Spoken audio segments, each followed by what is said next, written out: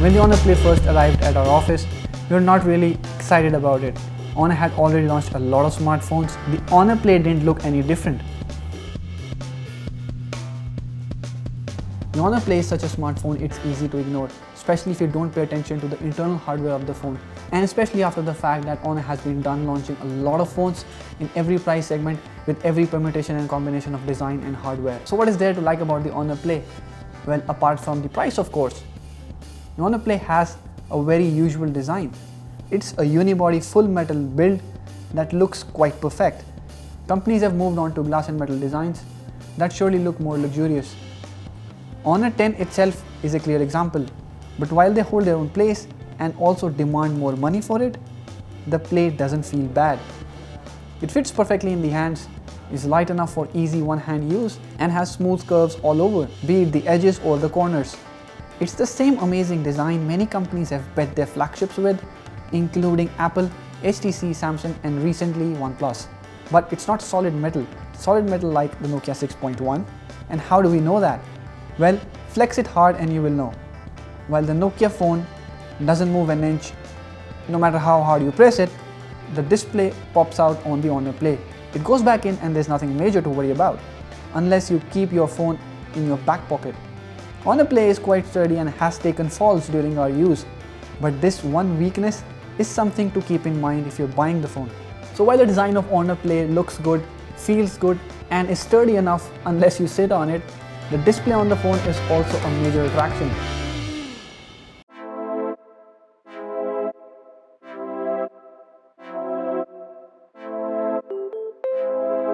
The display on Honor Play has full HD resolution and the notch design makes it look different, for now.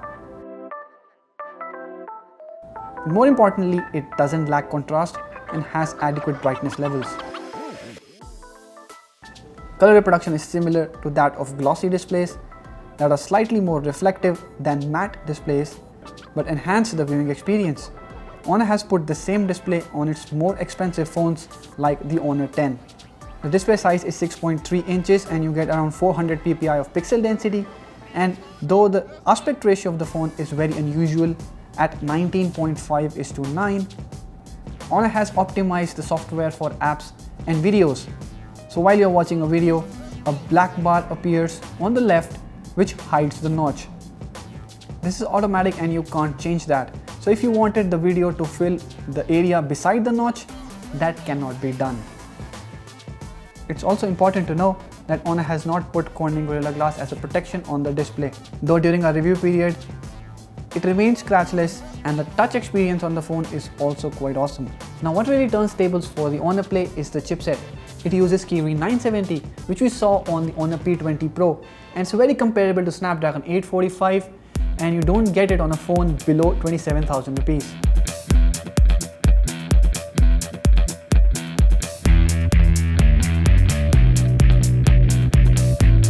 So the performance on Honor Play is not doubtful, and that powerful hardware makes the phone really fast. Despite its interface that has a lot of icons, apps and features, the Honor Play is quick and nothing slows it down. The 6GB variant we reviewed was as fast as the Honor P20 Pro. But the interface is still cluttered. Some apps can be uninstalled, some cannot be. Some features can be controlled, others can't be. But if you don't really dislike it all, you can live with it, because the phone really doesn't get slow. As for the gaming part, I've done a separate gaming review of the phone and you might want to take a look at that. Rest assured you won't face any lags, freezes or slowdowns while running some very graphic intensive games like PUBG. Many of you wanted to know if navigation buttons can be replaced, and yes, they can be, but not with gestures like you see on OnePlus 6. It is replaced with a single button, which is sometimes even more cumbersome to use, so it's better to ignore it. Other features include changing lock screen, touch disable mode to prevent pocket dials, app twin to create multiple accounts of same app, and app lock that uses fingerprint to lock apps. Screen mirroring via Wi-Fi is a native feature, but you don't get NFC on the Honor Play. One cool feature that many people don't know about the Honor phones is the private space. Though many phones have this feature wherein you can create a separate home screen and secure it with a fingerprint or a pin lock. But what's so amazing about the private space on the Honor Play or several Honor phones is that you can switch between the space with just a switch of a finger.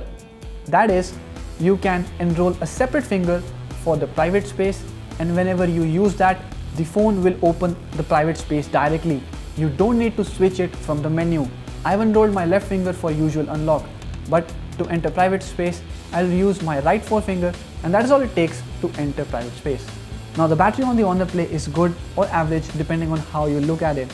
If you look at it from the gaming point of view, it's average, but then it has a hefty chipset inside to power. You're going to lose about 5% for every 10 minutes of gaming. But otherwise, while in daily use, it delivers very good battery backup. It will easily last you a whole day even if you use it extensively, and it ships with an 18-watt fast charger, so charging is also quite fast on the phone.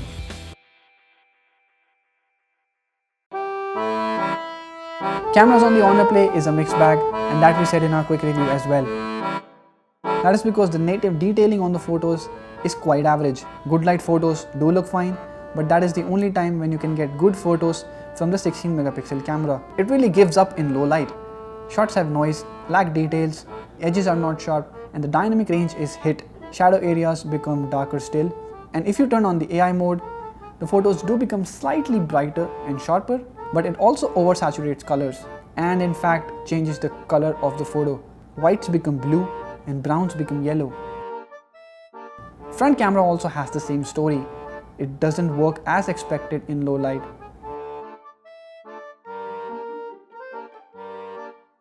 So is Honor Play really a great phone you can buy?